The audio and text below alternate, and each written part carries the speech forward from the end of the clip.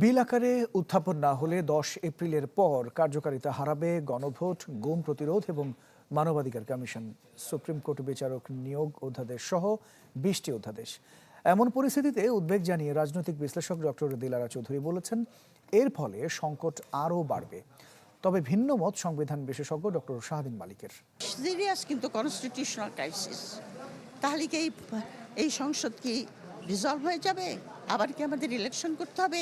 এই জাতীয় নানা আপনার কনস্টিটিউশনাল কোশ্চেন এবং তার ইন্টারপ্রিটেশন দরকার হবে। উদ্দেশ্যটা তো আমি বুঝতে পারছি না, কিন্তু যেরকম মনে হয় যে তারা যেন একটা ক্রাইসিস তৈরি করতে চাচ্ছে। মানে বাংলাদেশে রাস্তায় লোকে যাবে, আবার মারামারি হবে, পুলিশ আবার গুলি করবে, সেটা নিয়ে মানুষ আবার নিয়ে ব্যস্ত হয়ে যাবে। এই সুযোগে তারা সরকার চালাবে। সেই সরকার কেমন হবে আপনিও জানেন, আমিও জানি।